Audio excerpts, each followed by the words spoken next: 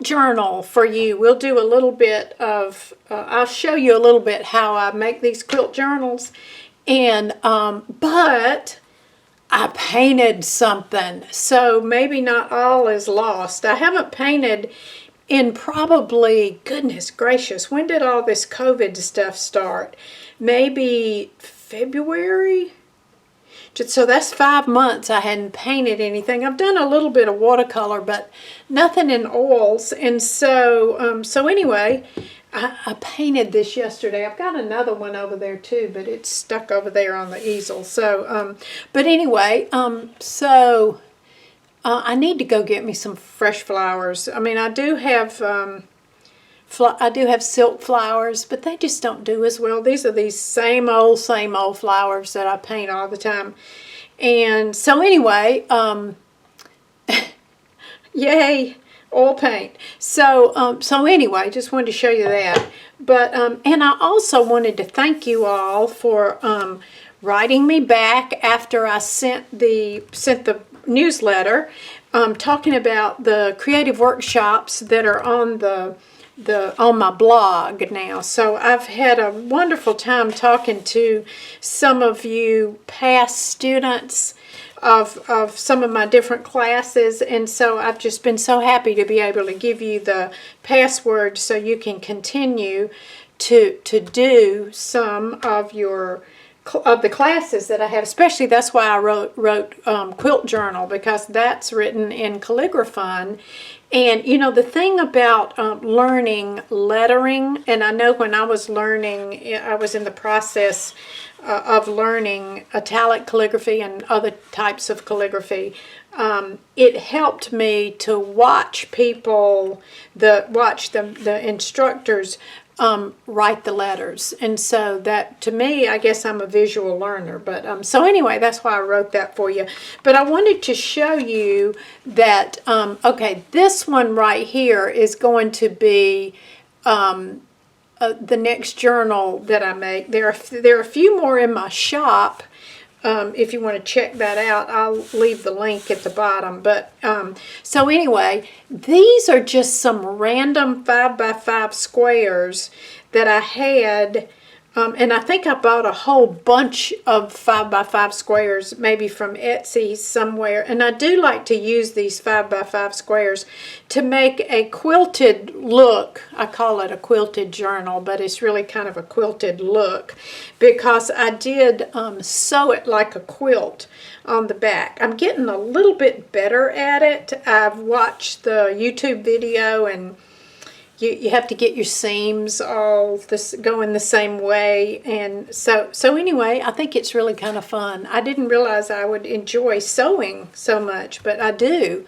I enjoy it. So with this journal, I have to figure out, this is this small size journal, so I have to figure out, so here's the template right here. This is actually not quite the heaviness I'm going to use as the book board. This is just to see what I want for my front cover. And so what I have to do is I have to put it down. I'll turn it this way. Let's see. So I'll put it down, and I have to decide what it's going to look like. And I turn it this way, because if you turn it this way, I mean, that's probably okay. You know, you can do that. But I think there's something kind of cool about it being going that way. And so anyway, this is what I do.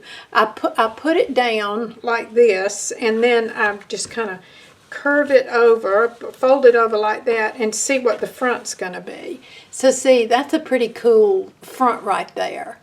But then this one over here, turn it around this way, and this over here looks pretty cool too. So I hadn't quite figured out, I'll show you this one too. I'll show you this side. So I hadn't quite figured out, what do I love for the cover. See, that's pretty cool too.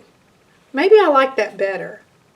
But whatever is on the front here, that other great side is going to be on the back. So this is what I'm going to do next, and so making it at a diagonal is not tricky. I mean, I think it was tricky the first time I did it, but now I've kind of figured it out, because you want to make sure that you've got everything lined up so that when you glue your bookboard down, you know exactly where everything is going to be. And to make a book, everything has to be measured as closely as you can. You can't be too slapdash about it. And in the past, I think doing art and doing, well, I don't know, I can't say that I was slapdash, but maybe I kind of was a slapdash artist, where you didn't really have to measure anything. Now I've had to learn to measure things really, really carefully and be careful with it. So the front's probably going to look like this. So I will show you. Maybe I'll speed it up and I'll show you how I put the cover on. Okay, so I've got a template here that's actually the size of the front and the back and the spine. So what I'm doing, I've decided that the best thing to do, just to make sure no glue seeps through, which is a terrible thing when it happens, when glue comes through, I am going to make, I'm going to make book cloth from heat bond. That's what this is. And I decided I'm just going to cut it the size of my template, which is going to be the front and the back of the book, because sometimes this heat bond, along with with the tissue paper that I'm going to fuse to it too, sometimes it gets a little thick and your corners won't turn as well. So that's what this is right here. This is heat bond, and so I'm going to go over, and so here we go. So I've ironed on the heat bond, and so I'm going to pull that off, and so you can see how easily that is. It just pulls right off, and that's what's left. That's what's ironed on. And so I'm going to put the tissue paper on, and then that's going to make book cloth, so nothing can seep through that. So that's the tissue paper. So I'm going to go iron that on, and so I'll be right back with that.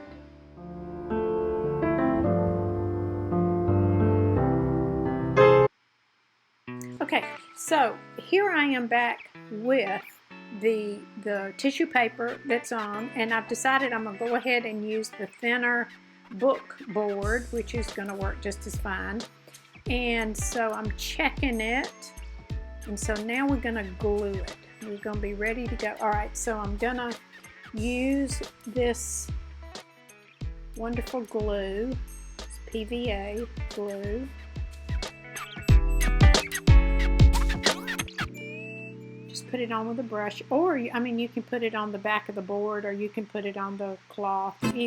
Either one. I think I might do it both ways. Put a little bit on that. So there's no chance, and might as well put a little more on there. There's no chance in that seeping through. So that's all on there straight.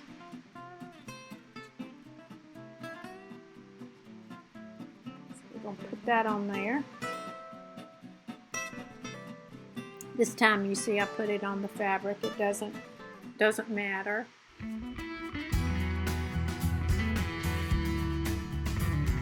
Then I'm going to put the back of the book.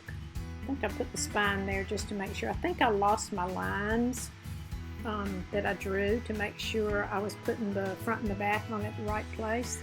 So I'm measuring to make sure that everything's all plumb at the bottom. So that's real important. You don't want a wonky book. And goodness knows, in the beginning, I had some wonky books. And so, yeah, that's the PVA glues. And so I'm putting on the spine, making sure that's all straight.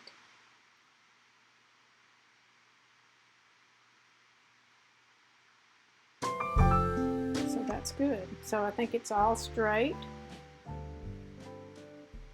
So what I'm going to do now is I'm going to go and find my ruler. I know that's what I'm doing. I've got one ruler that's, the width of the ruler is 1 inch. And so on the outside, you need 1 inch because that's about what you need to turn it over, to turn the covers of the book over.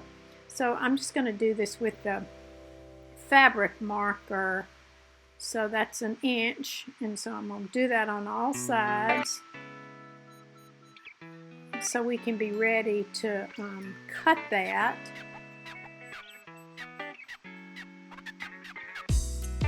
And then you can get ready to cut it and fold the sides in. Okay, so here we go. Cut it right at that inch mark.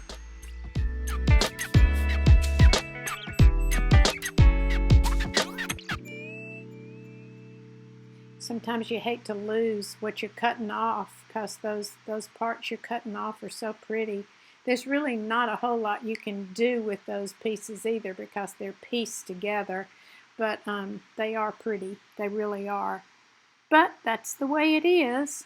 So I'm gonna cut the corners, and you leave about 1/8 of an inch right at the corner so you can kind of tuck that in so you can have a good sharp corner. Yeah, make sure that all the corners are glued down really well. So you just cut your corners, and like I said, about 1/8 of an inch right there at that corner.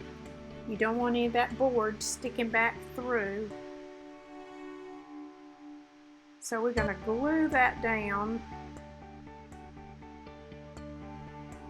So that's ready to go. Put a piece of paper under there so I won't mess up my surface, which I do all the time anyway. So, okay, so here we go. We're going to get this side first.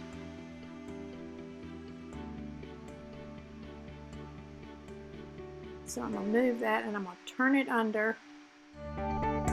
Get it as flat and as sharp as you can get. I think with this one I had a little trouble maybe getting that down. I had to pull up a couple of pieces there and pull it down. But that's the thing about this PVA glue. You've got a few seconds. You've probably got about 30 seconds to do some changing around, pulling and changing.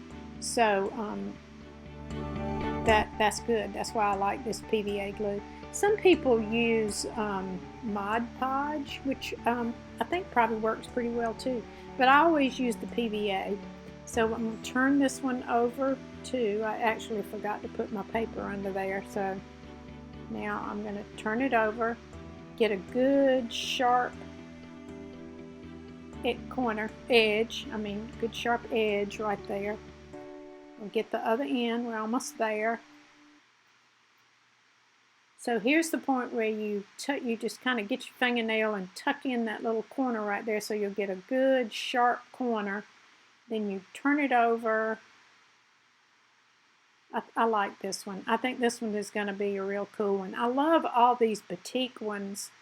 They always turn out really pretty, and it's really fun to work with these batik fabrics. I love batik. I've never made it myself, but I know you can make batik fabric. I have no idea how to do it, but I do love it. I do love it. So I'm going to get the sides, and trying to find a clean surface there. Had to get a new sheet of paper so I can turn it right there. So don't want any glue. Once you get glue on the cover, well, actually you can kind of put a little water on it and clean it off, but you just don't want to have to do that. So there we go. And actually, when I realized the way I did it, it's upside down, but it's still okay. I still like it. And so you just kind of find your sharp edges.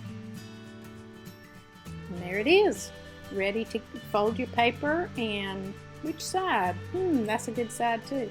So anyway, ready to go. All fun.